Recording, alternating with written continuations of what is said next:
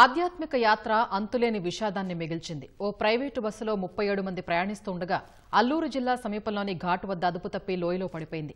ఆలయాల సందర్శనకు వెళ్లేందుకు చిత్తూరు జిల్లా నుంచి బయలుదేరిన బృందంలో 9 మంది దుర్మరణం పాలవగా మరో 10 మంది తీవ్రంగా గాయపడ్డారు.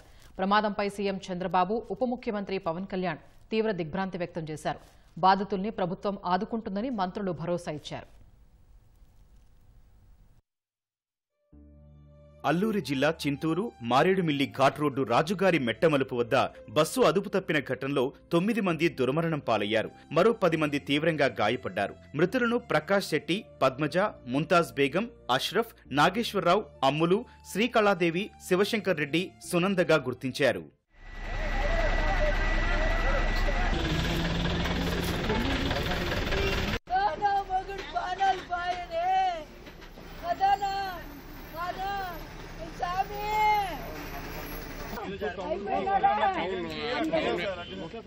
ఆర్వీఎం ట్రాన్స్పోర్ట్ బస్సులో 2 డ్రైవర్లు సహా 35 మంది చిత్తూరు జిల్లాకు చెందిన వారు కొన్ని రోజుల క్రితం ఆధ్యాత్మిక క్షేత్రాల సందర్శనకు బయలుదేరారు. వారంతా కొన్ని దేవాలయాలని సందర్శించుకున్నారు.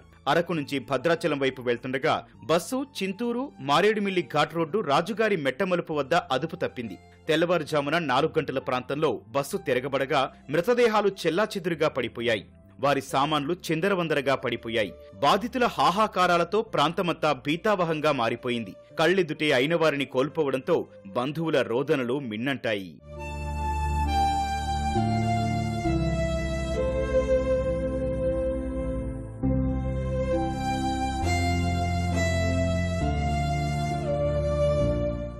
ప్రమాద సమాచారం తెలుసుకున్న వెంటనే పోలీసులు హుటాహుటిన ఘటనా స్థలికి చేరుకున్నారు. స్థానికులతో కలిసి యుద్ధ ప్రాతిపదికన సహాయ చర్యలు చేపట్టారు. బస్సులో చిక్కుకున్న మృతదేహాలను వెలికి తీశారు. క్షతగాత్రులకు అక్కడే ప్రాథమిక చికిత్స చేసి మెరుగైన వైద్యం కోసం చింతూరు ఆస్పత్రికి తరలించారు. ఆస్పత్రిలో క్షతగాత్రుల్ని మంత్రి సంధ్యారాణి, ఎమ్మెల్యే శిరీషాదేవి పరామర్శించారు. విజయవాడ, భద్రాచలం అక్కడంతా చుట్టుకొని వచ్చినాము. అన్ని గుళ్ళు చుట్టుకొని వచ్చినాము.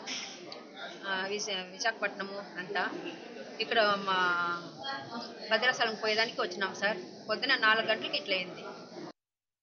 బండి అప్సైడ్ అయ్యే ముందు ఓ 5 మినిట్స్ కూర్చున్నానండి. బండి లేచి కూర్చొని నిద్రపోతాను, లేచి కూర్చున్నాను. బ్రేక్ కొడతాను, అది బ్రేక్ కొడతాను అన్నాడు. బ్రేక్ నిల్లేదు నానేసి అన్నాడు. అంతదా కంట్రోల్ చేయరా, గేర్ మార్చరా అని చెప్పిన. అంతే బండి తిరగబడేటప్పుడు బయటపడిపోయినాను.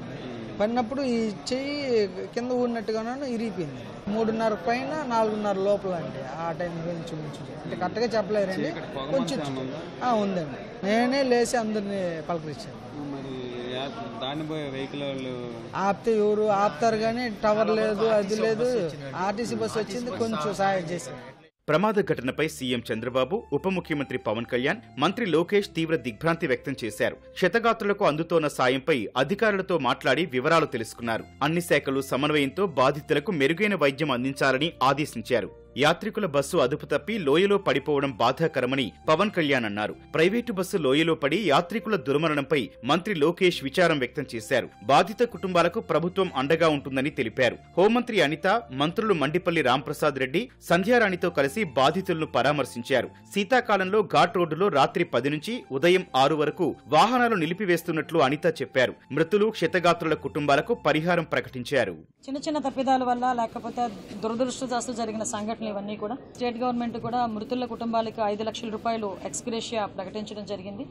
మృతుల కుటుంబాలందరికీ కూడా. అదేవిధంగా సెంట్రల్ గవర్నమెంట్ నుంచి 2 లక్షల రూపాయలు మృతులకి ఎక్స్గ్రేషియా. అదేవిధంగా తీవ్రంగా గాయపడిన వాళ్ళకి 2 లక్షల రూపాయలు మన స్టేట్ గవర్నమెంట్ నుంచి, సెంట్రల్ గవర్నమెంట్ నుంచి ఒక 50,000 రూపాయలు సెంట్రల్ గవర్నమెంట్ నుంచి కూడా ఇవ్వడం జరిగింది. వింటర్ టైంలో పొగమంచు ఎక్కువగా ఉంటుంది కాబట్టి విజిబిలిటీ తక్కువగా ఉంటుంది కాబట్టి నైట్ 10 o'clock నుంచి మార్నింగ్ 6 o'clock వరకు ఈ పాసెంజర్స్ వెహికల్ ఏదైతే ఉంటాయో వాటన్నిటిని ఆఫ్ చేసాము. అరకు పాడేరు రోడ్లు అయితే అవి ఇప్పటికీ కూడా అమలవుతున్నాయి.